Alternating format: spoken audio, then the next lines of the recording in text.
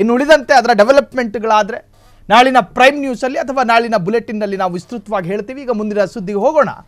S, ಒಳ ಮೀಸಲಾತಿ ವರ್ಗೀಕರಣ ಹೇಗೆ? ನಾಗಮೋಹನ್ ದಾಸ್ ಆಯೋಗದ ವರದಿಯಲ್ಲಿ ಹಾಗಾದರೆ ಏನಿದೆ? ಇತ್ತೀಚೆಗೆ ಅಷ್ಟೇ ನಾಗಮೋಹನ್ ದಾಸ್ ಆಯೋಗ ಒಂದು ವರದಿಯನ್ನು ಸಲ್ಲಿಕೆ ಮಾಡಿತ್ತು. ಒಳ ಮೀಸಲಾತಿ ವರ್ಗೀಕರಣ ಹೇಗೆ?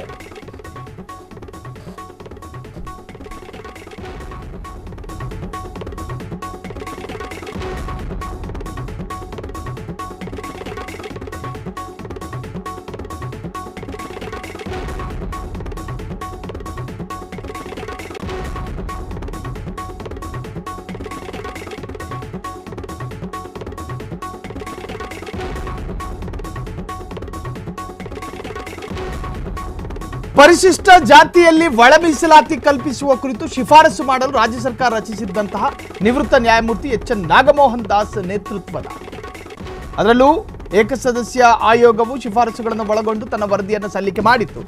ಅದಕ್ಕೆ ಸಂಬಂಧಪಟ್ಟಂತಹ ಕಂಪ್ಲೀಟ್ ವರದಿಯನ್ನು ಫ್ರೀಡಂ ಟಿವಿ ಗಳಿಗೆ ನಿಮ್ಮ ಮುಂದೆ ಬಿತ್ತರ ಮಾಡ್ತಾ ಇದೆ. ಒಳ ಮೀಸಲಾತಿ ವರ್ಗೀಕರಣ ಹೇಗೆ? ನಾಗಮೋಹನ್ ದಾಸ್ ಆಯೋಗದ ವರದಿಯಲ್ಲಿ ಏನಿದೆ? ಅತ್ಯಂತ ಮಹತ್ವದ ಅಂಶ ಒಳಗೊಂಡಿದೆ. ಎಡಗೈ ಸಮುದಾಯಕ್ಕೆ ಎಷ್ಟು ಒಳ ಮೀಸಲಾತಿ, ಇನ್ನು ಬಲಗೈ ಸಮುದಾಯಕ್ಕೆ ಎಷ್ಟು ಒಳ ಮೀಸಲಾತಿ? ಅತ್ಯಂತ ಕುತೂಹಲ ಕೆರಳಿಸುವಂತಹ ಒಂದಷ್ಟು ಆಸಕ್ತಿದಾಯಕ ಅಂಶಗಳು. ಬಂಜಾರ, ಬೋವಿ, ಕೊರಚ, ಕೊರಮ ಜಾತಿಗಳಿಗೆ ಎಷ್ಟು ಪ್ರಮಾಣದ ಒಳ ಮೀಸಲಾತಿ? ಆದಿ ದ್ರಾವಿಡ, ಆದಿ ಕರ್ನಾಟಕ ಜಾತಿಗಳಿಗೆ ಎಷ್ಟು ಒಳ ಮೀಸಲಾತಿ? ಅತಿ ಹಿಂದುಳಿದ ಜಾತಿಗಳಿಗೆ ಎಷ್ಟು ಒಳ ಮೀಸಲಾತಿ? ಇನ್ನು 17% ಮೀಸಲಾತಿಯಲ್ಲಿ ಯಾವ ಜಾತಿಗಳಿಗೆ ಎಷ್ಟು ಒಳ ಮೀಸಲಾತಿ? 17% ಮೀಸಲಾತಿಯಲ್ಲಿ. ಇನ್ನು ನಿಮ್ಮ ಫ್ರೀಡಂ ಟಿವಿಯಲ್ಲಿ ಒಳ ಮೀಸಲಾತಿ ಮರ್ಮದ ಕಂಪ್ಲೀಟ್ ರಿಪೋರ್ಟ್ ಕೊಡ್ತೀವಿ. ಕಂಪ್ಲೀಟ್ ರಿಪೋರ್ಟ್ ಇತ್ತೀಚೆಗೆ ನಾಗಮೋಹನ್ ದಾಸ್ ಅವರು ವರದಿಯನ್ನು ಸಲ್ಲಿಕೆ ಮಾಡಿದ್ರು. ಆ ಆಯೋಗದಿಂದ, ನಾಗಮೋಹನ್ ದಾಸ್ ಆಯೋಗದಿಂದ ವರದಿ ಸಲ್ಲಿಕೆ ಕೂಡ ಆಗಿತ್ತು. ಸೊ ರಾಜ್ಯಾದ್ಯಂತ ಮೇ 5ನೇ ತಾರೀಕು ಮತ್ತು ಜುಲೈ 6ನೇ ತಾರೀಕು ನಡೆದಂತಹ ಸಮೀಕ್ಷೆ, ಅಂದರೆ 5ನೇ ತಾರೀಕಿನಿಂದ ಹಿಡಿದು ಮೇ 5ರಿಂದ ಹಿಡಿದು ಜುಲೈ 6ರವರೆಗೆ ನಡೆದಿದ್ದಂಥ ಸಮೀಕ್ಷೆಯಲ್ಲಿ ಸಂಗ್ರಹಿಸಿದ್ದ ಮತ್ತು ಸರ್ಕಾರದ ವಿವಿಧ ಇಲಾಖೆ ಮತ್ತು ನಿಗಮ ಮಂಡಳಿಗಳಿಂದ ಸಂಗ್ರಹಿಸಿದ ದತ್ತಾಂಶವನ್ನು ವಿಶ್ಲೇಷಿಸಿ ಅದರಲ್ಲೂ ಸುಪ್ರೀಂ ಕೋರ್ಟ್ ನೀಡಿರುವಂತಹ ನಿರ್ದೇಶನದಂತೆ ಪರಿಶಿಷ್ಟ ಜಾತಿ, ಒಳ ಜಾತಿಗಳನ್ನು ವರ್ಗೀಕರಿಸಿ ಲಭ್ಯ ಇರತಕ್ಕಂಥ ಮೀಸಲಾತಿಯನ್ನು ಆಯೋಗ ಹಂಚಿಕೆ ಮಾಡಿದೆ. ಹಾಗಾದರೆ ಆ ಆಯೋಗ ಸಂಗ್ರಹ ಮಾಡಿರ್ತಕ್ಕಂತಹ ಆ ದತ್ತಾಂಶದಲ್ಲಿ ಒಳ ಮೀಸಲಾತಿ ವರ್ಗೀಕರಣ ಹೇಗೆ ಆಗಿದೆ? ಇನ್ನು ನಾಗಮೋಹನ್ ದಾಸ್ ಆಯೋಗದ ವರದಿಯಲ್ಲಿ ಏನೇನಿದೆ? ಎಡಗೈ ಸಮುದಾಯಕ್ಕೆ ಎಷ್ಟು ಒಳ ಮೀಸಲಾತಿ, ಬಲಗೈ ಸಮುದಾಯಕ್ಕೆ ಎಷ್ಟು ಮೀಸಲಾತಿ, ಬಂಜಾರ, ಬೋವಿ, ಕೊರಚ, ಕೊರಮ ಜಾತಿಗಳಿಗೆ ಎಷ್ಟು ಪ್ರಮಾಣದ ಒಳ ಮೀಸಲಾತಿ, ಆದಿ ದ್ರಾವಿಡ, ಆದಿ ಕರ್ನಾಟಕ ಜಾತಿಗಳಿಗೆ ಎಷ್ಟು ಒಳ ಮೀಸಲಾತಿ, ಅತಿ ಹಿಂದುಳಿದಂತಹ ಜಾತಿಗಳಿಗೆ ಎಷ್ಟು ಒಳ ಮೀಸಲಾತಿ, 17% ಮೀಸಲಾತಿಯಲ್ಲಿ ಯಾವ ಜಾತಿಗಳಿಗೆ ಎಷ್ಟು ಒಳ ಮೀಸಲಾತಿ ಎನ್ನುವಂಥದ್ದು ಅದರ ಕಂಪ್ಲೀಟ್ ರಿಪೋರ್ಟ್ ನಾವು ನಿಮಗೆ ಹಂತ ಹಂತವಾಗಿ ತೋರಿಸ್ತಾ ಹೋಗ್ತೀವಿ.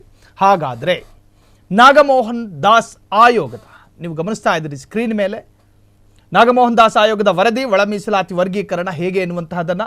ಅದರಲ್ಲಿ ಗುಂಪು 1 ಎಡಗೈ ಜಾತಿ 6%, ಇನ್ನು ಗುಂಪು 2 ಅರ್ಥಾತ್ ಬಲಗೈ ಜಾತಿ 5%, ಇನ್ನು ಅಸ್ಪೃಶ್ಯರಲ್ಲದ ಜಾತಿ 4%. ಇದೆಲ್ಲವೂ ಕೂಡ ನಾಗಮೋಹನ್ ದಾಸ್ ಅವರ ವರದಿಯಲ್ಲಿ ಉಲ್ಲೇಖ ಆಗಿರುವಂತಹದ್ದು. ಬಂಜಾರ, ಬೋವಿ, ಕೊರಚ, ಕೊರ್ಮ ಎಲ್ಲವೂ ಕೂಡ ಸೇರ್ಕೊಂಡು ಬರುತ್ತೆ. ಇನ್ನು ಆದಿ ಕರ್ನಾಟಕ, ಆದಿ ದ್ರಾವಿಡ, ಆದಿ ಆಂಧ್ರ 1%, ಅತಿ ಹಿಂದುಳಿದ ಜಾತಿ 1%. ಒಳ ಮೀಸಲಾತಿ ವರ್ಗೀಕರಣವನ್ನು ಮಾಡಿದ ನಂತರ ನಾಗಮೋಹನ್ ದಾಸ್ ಆಯೋಗದ ವರದಿಯಲ್ಲಿ ಅತ್ಯಂತ ಸ್ಪಷ್ಟವಾಗಿ ಉಲ್ಲೇಖ ಆಗಿರುವಂತಹದ್ದು. ಎಡಗೈ ಜಾತಿ 6%, ಬಲಗೈ ಜಾತಿ 5%, ಅಸ್ಪೃಶ್ಯರಲ್ಲದ ಜಾತಿ 4%, ಅದರಲ್ಲಿ ವಿಶೇಷವಾಗಿ ಬಂಜಾರ, ಬೋವಿ, ಕೊರಚ, ಕೊರಮ, ಇನ್ನು ಆದಿ ಕರ್ನಾಟಕ, ಆದಿ ದ್ರಾವಿಡ, ಆದಿ ಆಂಧ್ರ 1%, ಅತಿ ಹಿಂದುಳಿದ ಜಾತಿ 1% ಆದರೆ ಅದರಲ್ಲಿ ಎಡಗೈ ಜಾತಿ 6%, ಅದರಲ್ಲಿ ಹೀಗೆ ನಾಗಮೋಹನ್ ದಾಸ್ ಆಯೋಗದಲ್ಲಿ ಎಲ್ಲವೂ ಸ್ಪಷ್ಟವಾಗಿ ಉಲ್ಲೇಖ ಆಗಿದೆ. ಆದಿ ಕರ್ನಾಟಕ, ಆದಿ ದ್ರಾವಿಡ, ಆದಿ ಆಂಧ್ರ ಎಂದು ನಮೂದಿಸಿದವರಿಗೆ ಅದೇ ಹೆಸರಲ್ಲಿ ಜಾತಿ ಪ್ರಮಾಣ ಪತ್ರ ಕೊಡಬೇಕು. ಸೊ ನೀವು ಗಮನಿಸ್ತಾ ಇದ್ದೀರಿ ನಾಗಮೋಹನ್ ದಾಸ್ ಆಯೋಗದ ವರದಿ. ಅದರಲ್ಲಿ ಎಡಗೈ ಜಾತಿ 6%, ಬಲಗೈ ಜಾತಿ 5%, ಅಸ್ಪೃಶ್ಯರಲ್ಲದ ಜಾತಿ 4%, ಅದರಲ್ಲಿ ಬಂಜಾರ, ಬೋವಿ, ಕೊರಚ, ಕೊರಮ ಎಲ್ಲ ಸಮುದಾಯ ಸೇರುತ್ತೆ. ಇನ್ನು ಆದಿ ಕರ್ನಾಟಕ, ಆದಿ ದ್ರಾವಿಡ, ಆದಿ ಆಂಧ್ರ 1%, ಅತಿ ಹಿಂದುಳಿದ ಜಾತಿ 1%. ಸಮೀಕ್ಷೆಯ ದತ್ತಾಂಶ ಮತ್ತು ಅನುಬಂಧಗಳು ಒಟ್ಟು ಸೇರಿ ಸುಮಾರು 1765 ಪುಟಗಳು ಮತ್ತು 6 ಶಿಫಾರಸುಗಳನ್ನು ಒಳಗೊಂಡಂತಹ ವರದಿ ಇದು. ಈ ವರದಿಯನ್ನು ಮೇ 5ನೇ ತಾರೀಕು ಅಲ್ಲಿಂದ ಹಿಡಿದು ಜುಲೈ 6ರವರೆಗೆ ಸಮೀಕ್ಷೆಯನ್ನು ಮಾಡಲಾಯಿತು. ನಡೆದಂತಹ ಸಮೀಕ್ಷೆ, ಅದರಲ್ಲಿ ಸಂಗ್ರಹವಾದಂತಹ ಅತಿ ಮುಖ್ಯ ವಿಶ್ವಾಸಾರ್ಹವಾದಂತಹ ಅಂಕಿಅಂಶಗಳನ್ನು ನೀವು ಗಮನಿಸ್ತಾ ಇರೋದೀಗ. ಸೊ ವರದಿ ಸಮೀಕ್ಷೆಯ ದತ್ತಾಂಶ ಮತ್ತು ಅನುಬಂಧಗಳನ್ನು ಒಟ್ಟು ಸೇರಿ ಸುಮಾರು 1765 ಪುಟಗಳನ್ನು ಮಾಡಿದ್ದಾರೆ. ಅದರಲ್ಲಿ 6 ಶಿಫಾರಸುಗಳನ್ನು ಒಳಗೊಂಡ ವರದಿಯನ್ನು ಈಗಾಗಲೇ ಸಿದ್ದರಾಮಯ್ಯರಿಗೆ ನೀಡಲಾಗಿದೆ. ವರದಿ ಸಲ್ಲಿಸಿದ ಸಂದರ್ಭದಲ್ಲಿ ಸಾಕಷ್ಟು ಪ್ರಮುಖ ಸಚಿವರಿದ್ದರು, ಅವರೇ ಅದನ್ನು ಪ್ರಶಂಸೆ ಮಾಡ್ತಾ ಇದ್ದರು. ಸೊ ನೀವು ಗಮನಿಸ್ತಾ ಇರುವಂತೆ ನಾಗಮೋಹನ್ ದಾಸ್ ಅವರ ಆಯೋಗದ ವರದಿಯಲ್ಲಿ ಎಡಗೈ ಜಾತಿ 6%, ಬಲಗೈ ಜಾತಿ 5%, ಅಸ್ಪೃಶ್ಯರಲ್ಲದಂತಹ ಜಾತಿ. ಇನ್ನು ಮುಂದಕ್ಕೆ ಪಟ್ಟಿಯಲ್ಲಿ ಗುರುತಿಸಿಕೊಳ್ಳದ ಜಾತಿಗಳ ಕುಲಶಾಸ್ತ್ರೀಯ ಅಧ್ಯಯನ ನಡೆಸಬೇಕು. ಪಟ್ಟಿಯಲ್ಲಿ ಗುರುತಿಸಿಕೊಳ್ಳದ ಜಾತಿಗಳನ್ನು ಪಟ್ಟಿಯಲ್ಲಿ ಸೇರಿಸಬೇಕು. ಆದಿ ಕರ್ನಾಟಕ, ಆದಿ ದ್ರಾವಿಡ, ಆದಿ ಆಂಧ್ರ ಎಂದು ನಮೂದಿಸಿದವರಿಗೆ ಅದೇ ಹೆಸರಲ್ಲಿ ಜಾತಿ ಪ್ರಮಾಣ ಪತ್ರವನ್ನು ಕೊಡಬೇಕು. ಸೊ AKADAA ಜೊತೆಗೆ ಮೂಲ ಜಾತಿ ನಮೂದಿಸಿದವರಿಗೆ ಮೂಲ ಜಾತಿ. ಸೊ ಉದ್ಯೋಗದಲ್ಲಿ ರೋಸ್ಟರ್ ಬಿಂದುಗಳನ್ನು ಗುಂಪುಗಳ ಆಧಾರದಲ್ಲಿ ಗುರುತಿಸಿರಬೇಕು. ಅದೇ ಆಧಾರದಲ್ಲಿ ಮೀಸಲಾತಿಯನ್ನು ಕೂಡ ಕೊಡಬೇಕು. ಹೀಗೆ ಎಲ್ಲವೂ ಕೂಡ ಉಲ್ಲೇಖ ಆಗಿರ್ತಕ್ಕಂತಹದ್ದು.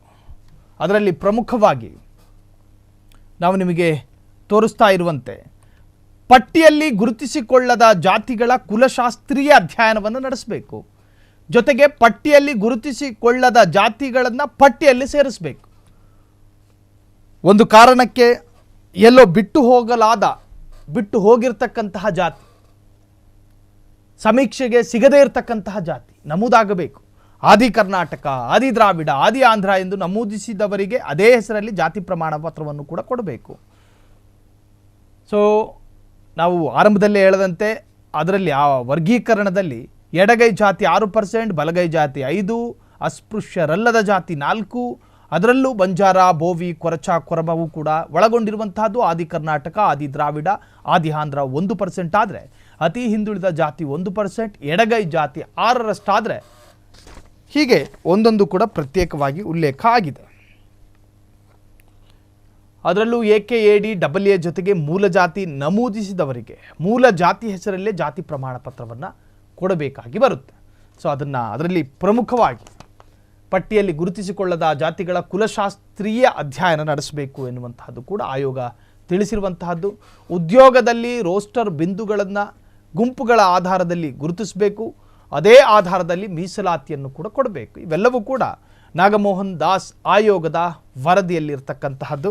ಸೊ ಇದರ ಪ್ರಕಾರ ಸರ್ಕಾರ ಒಳ ಮೀಸಲಾತಿ ವಿಚಾರದಲ್ಲಿ ಈ ಒಂದು ಅಂಕಿಅಂಶ ಅಥವಾ ದತ್ತಾಂಶಗಳ ಆಧಾರದಲ್ಲಿ ಯಾವ ನಿರ್ಧಾರಕ್ಕೆ ಬರುತ್ತೆ ಅನ್ನುವಂತಹದ್ದು ಅದಕ್ಕೆ ಸಂಬಂಧಪಟ್ಟಂತಹ ಜಾತಿ ಮುಖಂಡರು ಕುತೂಹಲದಿಂದ ಕಾಯ್ತಾ ಇದ್ದಾರೆ.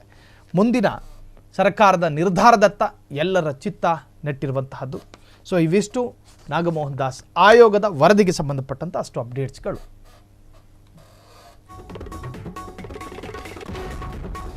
ಕ್ಷಣ ಕ್ಷಣದ ಸುದ್ದಿಗಳಿಗಾಗಿ ಫ್ರೀಡಂ ಟಿವಿ ಸಬ್ಸ್ಕ್ರೈಬ್ ಮಾಡಿ, ಲೈಕ್ ಮಾಡಿ ಹಾಗೂ ಫಾಲೋ ಮಾಡಿ. ಹೊಸ ಸುದ್ದಿಗಳ ನೋಟಿಫಿಕೇಶನ್ಗಾಗಿ ಬೆಲ್ ಐಕಾನ್ ಮೇಲೆ ಕ್ಲಿಕ್ ಮಾಡಿ.